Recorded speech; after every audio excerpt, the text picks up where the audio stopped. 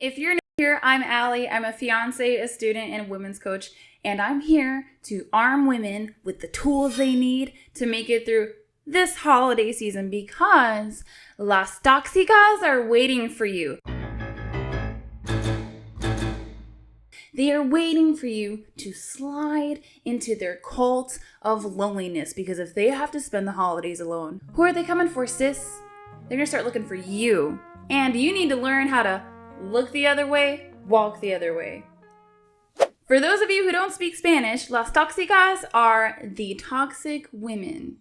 And we all have them. They can be friends, they can be family, they can be your mama, they can be your grandma, they can be your coworker. They're everywhere. And they're coming. Before I get started, some housekeeping real quick. If you like my content and you like me, my message, make sure you hit that like button, subscribe down below, and hit the notification bell. It really helps to get my message out there. And at the end of the day, I'm just trying to give women some wise words so that they can stop failing at life. And if you want to be part of that, then that's what you can do it. Thank you so much for choosing to be here. We are almost at 1,000 subs, and I can't wait to see what the new year is going to bring. Last piece of housekeeping, I will no longer be heat styling my hair for this channel. And it's not because I don't take this gig seriously. It's not that I don't want to present myself in the most professional way possible to you guys. I'm just getting a lot of heat damage and I'm looking like a frayed broom and it's embarrassing. So I'm just not going to do it anymore. So if you see some funky looking hairstyles, that's what's going on. Be patient with me. I'm trying to get my wave pattern back. Moving on to the cult of women that is awaiting you this holiday season.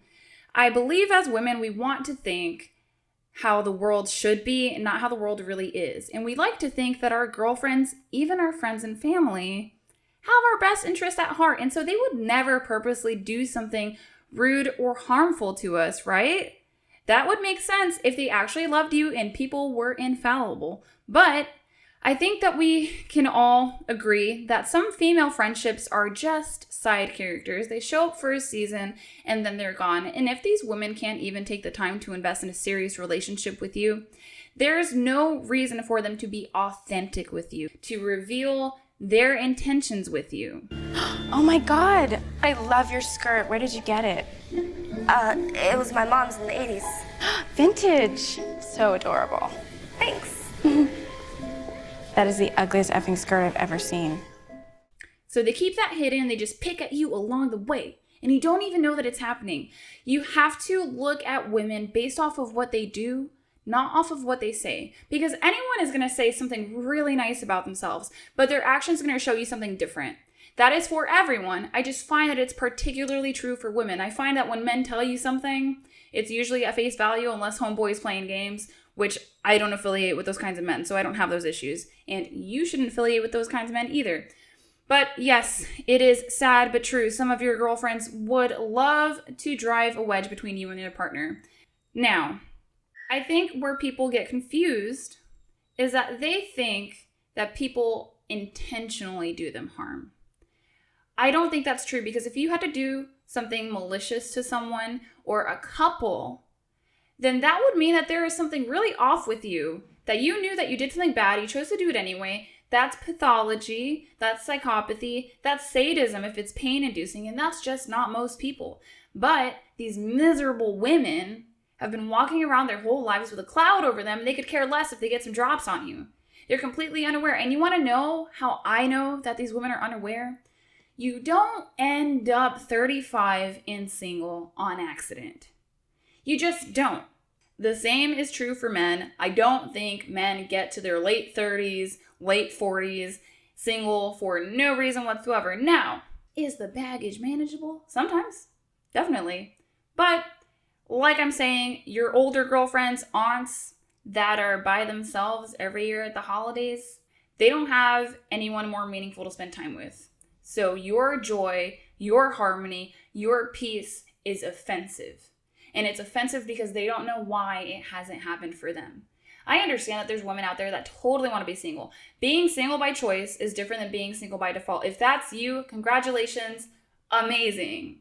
But I think we're fooling ourselves here if we think that's all women that are single on the holidays. When I say look at her actions and not her words, don't listen to her tell you how much she loves you and really appreciates your friendship. And that's if she's even saying it, because a lot of women these days don't even give back that feedback. If she says that she values you, but then never visits you on important days, like your birthday, Thanksgiving, or your graduation, she probably doesn't actually care that much about you. She's probably just buying her time with the easiest person around, and that just happened to be you. If you do want to look at a woman's words, because we have female intuition, and female intuition is pretty accurate as long as you're mentally well, mentally competent. Female intuition is going to tell you that when your girlfriend comes over to your new house that you bought, your first house, your little fixer-upper, and she walks through the door and she looks around and she says, "This is cozy," that's not a friend. Or if you just got engaged and then she goes on to say, "That's amazing," she is probably not actually happy for you. Let's just trust our women's intuition when it comes to that. Don't use your women's intuition when you're stressed out because it really skews your radar. But I'm telling you, these women out here are vindictive. As I've said before, that is not all women. There are some really well-rounded women out there who love to be in friendships. I think they're few and far between. I think if you find them, you got to hold on to them. Go out of your way to make plans with her. Let her know how much you care about her. Show up for the important days. For the rest of them, just exercise some discretion on what you let in your ears and what you psychologically process from what they're saying. For example, the only opinions that you should be taking in this holiday season in regards to yourself or your partnership should be from women that have been married for a long time. Don't listen to the women that are impractically divorced, unreasonably divorced, single, or bitter. There are so many opinions that go around this holiday season, and a great example of that is the fixing his plate. There's going to be somebody in your family who's going to tell you, "Go fix his plate." Not her business. There's going to be somebody in your family that says he can fix his own plate. Again, not her business. So when you show up this holiday season, if you are in a relationship, make sure you show up as a united front.